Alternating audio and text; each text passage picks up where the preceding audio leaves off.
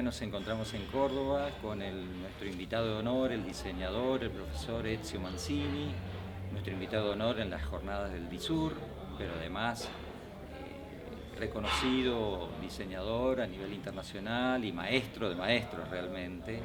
Así que vamos a hacer una pequeña entrevista con él. Buongiorno. Good morning. Good morning. Yes. Well, you propose to recognize design for social innovation as a positive driver of change to a sustainable world. Could you explain this idea? Yes, this is an idea that is based on another idea. So I have to explain another idea to get this idea. So if we look around in the world, we can look at it in many different ways. And unfortunately, in this moment, the most visible part is a world that is a kind of disaster, both by the environmental, social, and political view. But luckily, the complex system has never only one story to be told. So in the same moment that we can and must recognize this kind of problems, we can see also that something is happening that is quite interesting and promising. What is happening? It's happening that a little bit, I will say, wherever in the world, maybe with different density, with different numbers, there are people that facing some problems or facing some opportunity, invent new way of doing things. And this could be in every field of human life, from how you take care of the kids, or how you take care of the elderly, how you organize to have a good and healthy food, how to organize a way to live nearby to other people in the neighborhoods, how to organize or reorganize the way in which you move in the city, how you organize or reorganize the way to work and to produce something. And I could continue. And they are very diverse, as you can imagine. They are very diverse, of course, if you are in South America or if you are in Europe or in China. But they have some common trait. And what they have in common is that they are done by people that decide to collaborate with others to get some result that they judge interesting on all the different issues that I mentioned before. So collaborating to getting a result, and at the same time, if they get the result in this way, also they rebuild a kind of social link in between them, trust, empathy, friendliness, and at the same time they propose an idea of how the life could be like in a way that is different from what is the mainstream way that see people as individual that have to be served by somebody if they have the money or not. They are abandoned. So what is very important is that independently by the fact that they could be not so few, sometimes they are not so few, sometimes they are also quite a lot. But in any case, they are not the mainstream, but they exist. So it's a kind of proof that things can be done in a different way. In the design terms, they could be seen as a working prototype. So we are not talking only about having ideas. So Mr. Manzini get up in the morning and say, you know what, I think that we could organize some food co-op to have good food from the farmers. No, in this case there are already people doing it. So we can arrive to your question. Design in the same way that traditionally we look around and say, oh look, this new material, maybe we can do something. Oh look, this new glue, maybe we can compose something. Oh, this new motor, maybe so look into the technology and imagining what we can do with this new technology. The design for social innovation approach is let's look around what people is already inventing that goes in a positive direction and work with them and work for and with them. That means try to enter in these groups and use your design capability to help the groups to go on, and also try to see what this group needs and maybe work with the institution, with the government, with association, or with companies to create conditions in which this kind of activities can be more successful.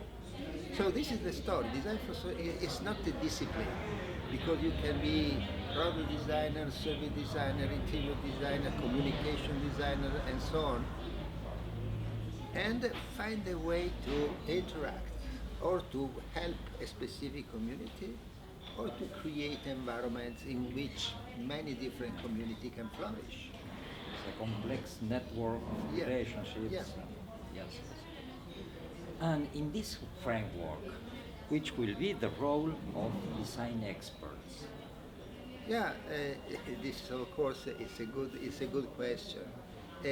Let me say one thing. Yeah. Again, let's make a step backward. The story that we have to tell now is about the fact that design, the capability to make projects, so design, is a human capability. So you don't need to have a degree in design to design your holidays or to design Yes, your of course. furniture for your how to create your environment in the home, or how to design some aspect of your daily life. So it's a capability to look the reality, to be critical, understanding what you don't like, to have a little bit of creativity, to imagine that yes, it's like this, but it could be different, and to have a strategic, practical sense, say yes, but this would be nice, but I cannot do it, but this could be nice and I can do it. So how to transform a critic in a positive idea, and a positive idea in the real. So this is design, and everybody can do it. And of course, as all the human capabilities, this can be cultivated or not. Yes. As we say, creativity with the kids, for instance. All the kids are creative, but afterward, maybe the creativity is killing. But the design is a very, you know very well, it's a kind of creativity applied for doing something that can be realized. So this is something a human being can do. But of course, they have to face problems, they have complex issues, and so they can have need for help. And here we are. So if there are many people that have to design as individuals, as a group of individuals, as businesses, as cities, as nations, and all these subjects have to develop this capability to apply this approach, these methods, and if there is somebody that is a little bit more trained to get this approach, the design approach, to have some tools, the design tools, to have a design culture. They try to avoid to reinvent the wheel every time, but give a direction that is already proven. Well, this is what we have to do.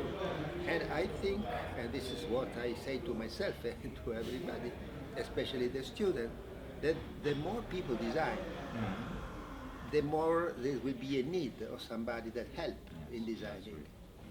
Therefore, we should be, on the contrary of being worried that there are so many people. To be simple, I imagine normal people, but could be also other experts. For instance, I spent my life in a polytechnical. Normally, until a few years ago, the engineers were not thinking in a designerly way, because in my polytechnical, as in many polytechnics in Europe, they had been trained to be a kind of scientist, not to thinking in terms of project, thinking in terms of mathematics, equation, scientific, blah blah. Now, all the polytechnic say we are designer. And at the beginning, the design corporation, let's say the design faculty, say, oh no, you have not to use my term because this is us. Yes, this is a problem. And I said, and many people said, no, it's okay, it's obvious, very well, because if all of them will design, we will need, because in any case, in the design of an engineer, exactly because this engineer is the possibility to bring something very important that is not what me but they will have also the need of what a designer, as we intend design now, can bring. So the more in the Polytechnic people started to say we design, the more they asked to the design group to participate to the research. So it has been the contrary than the first one that was in some way jealous of the name. So I think that we have to accept that everybody designs. But of course, for us, the issue is to better understand what we really bring. Because before it was a little bit ambiguous, so a designer was capable to do more or less everything. So what was really the fact that we bring? If you have that the engineer is designing too, the marketer is designing too, the anthropologist is designing too, etc. And you that are designer, what you really bring to the story. And this is what the school has to do, has to give confidence to the students that they have something that's very precious to bring. And for me, to conclude, now it could appear a little bit too simple, but it's not simple at all. What the designer brings beyond a point of view that is, let's say, the human-centered point of view. So looking things by the point of view of the user or the consumer, better the human in general, better the human in the planet, we make things visible and tangible. To making things visible and tangible is something that no one else do. And it's not only to make sketches, it's really a way of talking, thinking that permit to people to understand what we are talking about and what eventually could be. And this is a lot of discipline that has to be reinforced, and we have to present ourselves as the one that bring this kind of main contribution. Well, another thing. In the field of design, we speak today about sustainability. What about sustainable design or eco-design? Now you are coming back for me 30 years ago. Yes. I use the term design for sustainability. Yes. Of course, I am not so rigid. If you say sustainable design, I'm not telling you, oh no, or eco-design. But theoretically, for me, it's totally wrong, the other expression, because it's not the design that is sustainable. It's the design that is a tool to promote sustainability. Yes. And if you say sustainable design, it seems that there are also other design. And so the other design are not to work for sustainability. Just to give an idea, I think that I've been one of the first to use the term, exactly a few months after it has been introduced. And I've never ever organized a course, anything called design, not only sustainable design, but design for sustainability. Design for sustainability. Because it has to be transversal. So if I say they are car designer, they are fashion designer, they are mobility designer, and we are the design for sustainability, it has to assume that they are allowed to do what they do. And this is not correct. So everybody should introduce the notion of it. And this is design for sustainability as opposed to sustainable design. The other two expressions are even more confused because eco-design, what does it mean? I mean, yes, maybe you can say it means to design for the ecology, and therefore it means design for sustainability. But in my view, even though the term sustainability has been used so much and sometimes misused as all the terms that are successful, it's more precise. I personally now think that we should say, underline the issue about resilient and sustainability. This is theoretically is not needed, because if you say sustainable, it should also be resilient. But I like to use it, even though theoretically it's not necessary, to underline that all the simplification of imagining somebody that say, I have the solution, we have all to go in that direction, is not sustainable, because sustainability is the sustainable world that we imagine is hyper complex, and there are no simple way to do it. So the idea that it has to be a resilient system capable to make error, to move in a different way, to accept something that is unforeseeable and react, not collapsing. So this is the meaning of resilience. And when you are a human being, resilience also means not to collapse when something happens, but also to learn about. So in some way, talk about a learning process, a social learning process. So I think that in this moment is politically very important, because we could have both the Trump-like, that say there is no issue about sustainability, but there are also the ones that could emerge when we will have some disaster, and unfortunately we will have some disaster. They say, oh my God, the situation is so terrible that now we have to have a kind of green dictatorship.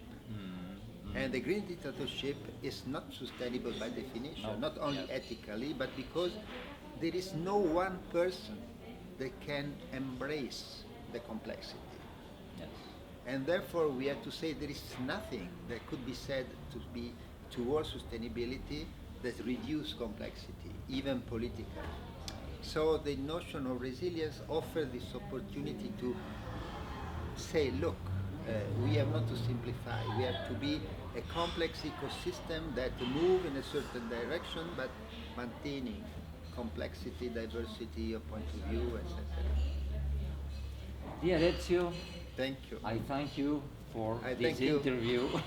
To everybody for the, I don't know, hoping, listening to it. Thank you.